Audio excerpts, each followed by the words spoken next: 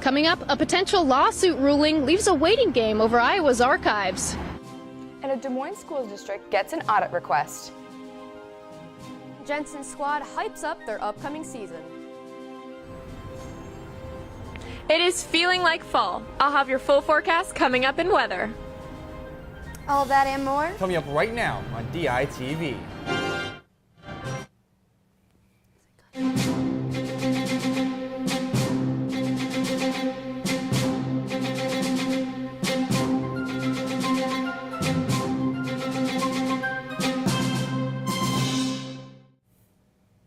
Good morning from Iowa City. It is Wednesday, October 15th, and I'm Hannah Lipsky. And I'm Colin Carruthers. And the third member of our team, Morgan Burhans, is live outside to tell us today's weather story.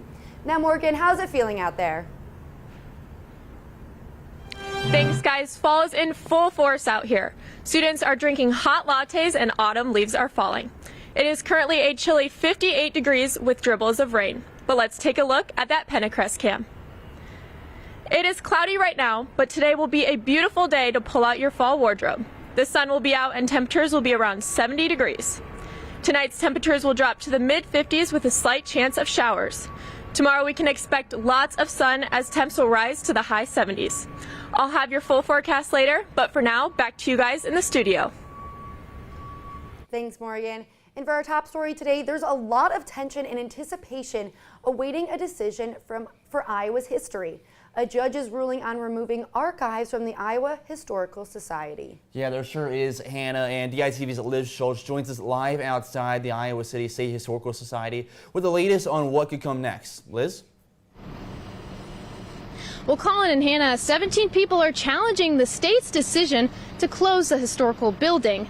And now, this comes as they met with an Iowa judge yesterday, which leaves a waiting game today. And now the hearing yesterday, the plaintiffs argued that the state's decision to remove these archives is not allowed due to the state law, saying that there's required to be a historical building in Iowa City and Des Moines. And they also don't believe that the state is being thorough in the removal process of the archives. And if you take a look at the video on your screen here, you can see that removal process happening, as well as I also spoke with people who are concerned that the state is not following the removal process thoroughly. Now, on the state level, I spoke with Representative Gary Moore, who has a history background, who says that the foot traffic of this building has been decreasing year by year. And he says that he'd rather see the state funding go towards digitizing these documents, rather using state funding for the upkeep of this building. The question is, can we justify spending millions of dollars of tax money when we could do it in other ways, particularly now with the internet and computerization? And now Representative Moore says he's going to continue to follow this until the state comes to a resolution. And I did reach out to the state archivist and the state historical offices, but did not receive a response. But for now, today, they are still awaiting on the judge's decision on that ruling on whether or not an injunction will happen, which means that the state could put a pause on the removal archive process. But for now, I'm live in Iowa City. Liz Schultz, DITV. Federal food assistance programs are facing new challenges after the biggest budget cut in program history. The One Big Beautiful Bill Act will take $187 billion in federal food assistance funding. This cut will result in a $1 billion reduction in food assistance funding to Iowans over the next decade. Now, this bill will make SNAP more inaccessible for low-income Iowan families. U.S. Senators Joni Ernst and Chuck Grassley, along with 4 of Iowa's House representatives, voted in favor of these funding cuts. The University of Iowa announces a new program coming fall 2026. The Artificial Intelligence Certificate program will allow students to learn about AI and how to engage with it in various ways. The program aims to prepare students for future job opportunities by creating a space for them to gain confidence with AI. Students will also learn how to have productive conversations about AI, and the certificate requires an AI fundamentals course and 4 to 6 elective courses. Course options span multiple departments, and the program will be open to all students.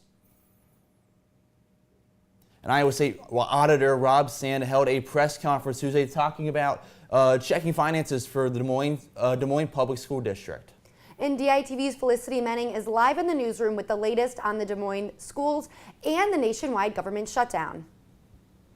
3 state senators seek an audit request of the Des Moines Public School District following former Superintendent Ian Roberts' alleged illegal activities. The state senators requested an audit of the school district on October 8th. The senators said Sand was more focused on his campaign for governor than fulfilling the duties of his current position. Sand responded to their comments on Tuesday morning, explaining how the audit process works. The law says we can't do this until we have a qualifying request. Just because the word auditor is in the name doesn't mean that we can jump out and audit any taxpayer, for example. Sand announced a request had been submitted and his office would move forward with the audit after the press conference. His office will review the Des Moines Public School District following Roberts' arrest. Today marks day 15 of the government shutdown, which is now the 5th longest in history.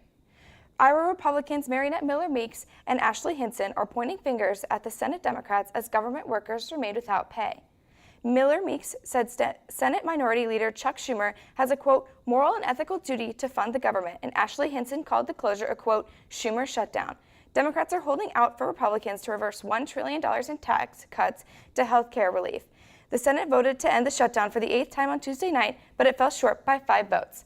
That's all the information I have regarding the government shutdown, but be sure to tune in on Friday for any new information. We will send things back to Hannah and Colin at the desk.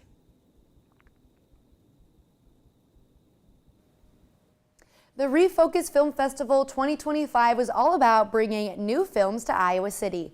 Now, Refocus brought many films.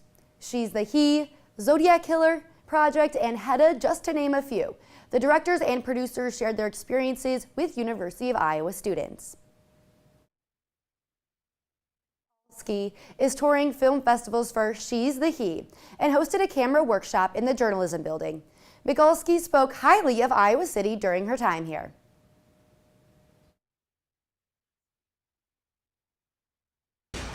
It's really lovely being here. I think it helps that it's fall time, so it's not freezing. But everyone's really friendly. It's very walkable. Director Charlie Shackleton did a Q&A for his film Zodiac Killer Project and also advised film students on their future works.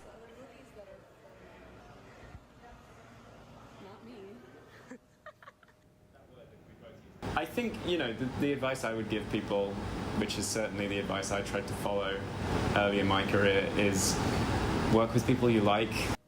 The festival's 4th year had a varied audience of all ages.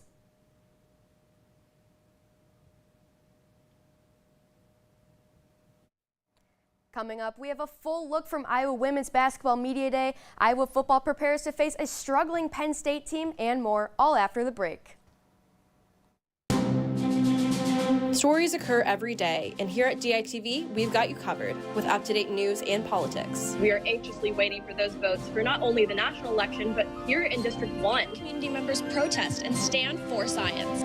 Keeping highlights and scores with Hawkeye Sports. Advancing to the quarterfinals, Iowa looks to boost their overall placement and their way into the semis. It's Iowa's 2nd road win of the season, first since September 21st. And of course, all the latest in entertainment. Sit back, relax, and here's the word on the street. I'm here at the Alan McVeigh Theater, where a unique performance.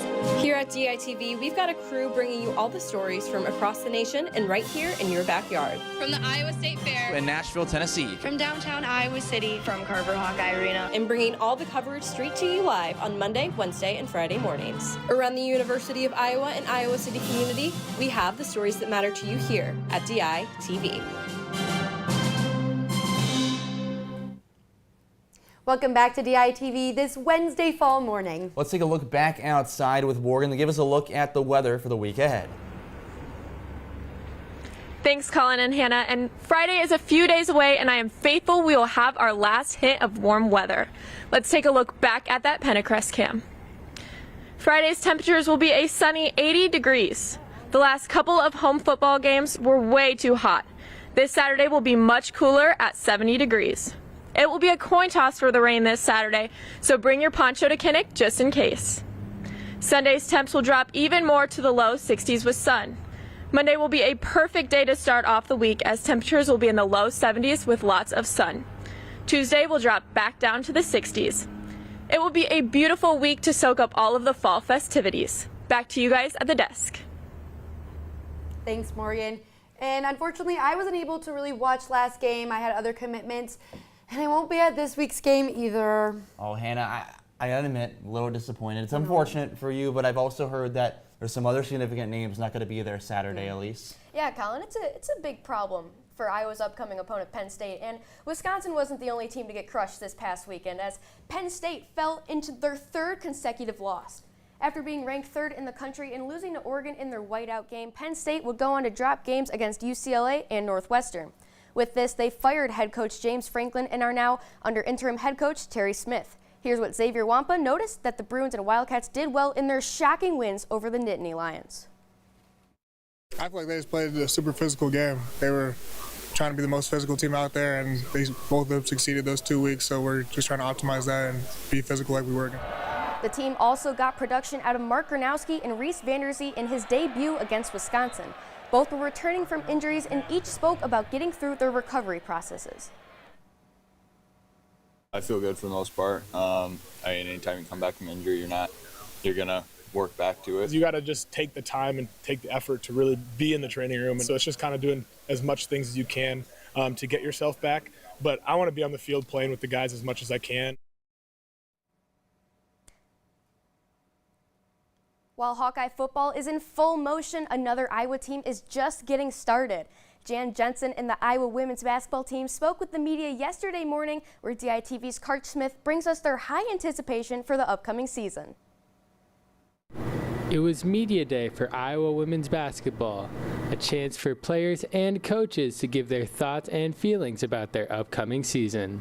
9 out of 14 players are freshmen and sophomores, but everybody on our team has a new role. Although it is only year 2 of the Jan Jensen era, the players and coaches alike think the culture is as strong as ever. For me, when I was younger, the older girls were really important, and they gave me so much guidance, and they're what really built the culture. So just being that now for the younger girls is super important. We're just all the girls on the team. They said my best friends. I've never been this close with my team, I don't ever think, and the coaching staff has been amazing too. While this team does have big shoes to fill, these now empty seats will be packed with their supporters after having their 3rd straight season sold out. I'm so thankful to our fan base. Boy, have they just been with us every step of the way. The Hawks retained some key pieces from last year while also adding some exciting new freshmen to help them in their pursuit to hang another banner. The Hawks are only 2 years removed from the Clark and Bludette era, but Jensen thinks that Iowa has maintained the players and the coaches to make another deep run. From Carver Hawkeye Arena, Craig Smith, DITV Sports.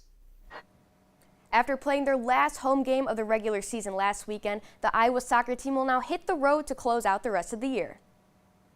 The Hawkeyes will face 8-4-2 UCLA on Thursday night, seeking their first ever win over the Bruins. The blossoming series between these conference foes currently stands at 2-0, with UCLA's wins coming in 2021 and 2022. Over the weekend, the NCAA D1 Women's Soccer Committee ranked Iowa 12th in their top 16 poll. The top 16 teams in the nation are guaranteed to host the first round of the NCAA tournament. And moving over to golf, the Iowa men's golf team wrapped up a 2-day competition at the Moraine Intercollegiate. After day 1, the Hawkeyes sat in 5th place at Moraine Country Club in Kettering, Ohio. After day 2, yesterday the Hawkeyes dropped 1 spot in the rankings to finish in 6th place out of 14 teams. Grant Gagel was the top performer for Iowa, shooting 5 under par. Now I have some great news for you. Footwear company Crocs is making their boots with the fur. Rapper T-Pain is partnering with the brand for these boots. Now the inspiration comes from his song, Boots with the Fur with Flo Rida. Crocs is calling the shoe the classic unforgettable leopard knee-high boot. The 35-inch tall shoe is wrapped in plush, vegan, and leopard print fur and also has many embellishments like chains and charms. And guys, I actually got to see T-Pain at Lollapalooza this summer. So let's see. Oh, my videos. It's okay. My video's not playing, but I got a really good video of him. But thank you for joining us online or listening on KRUY 89.7 FM. We're here live from Iowa City every Monday, Wednesday, and Friday at 8:30 a.m. and online anytime at dailyiowan.com. For all of us here, thank you for watching, and we will see you again Friday morning.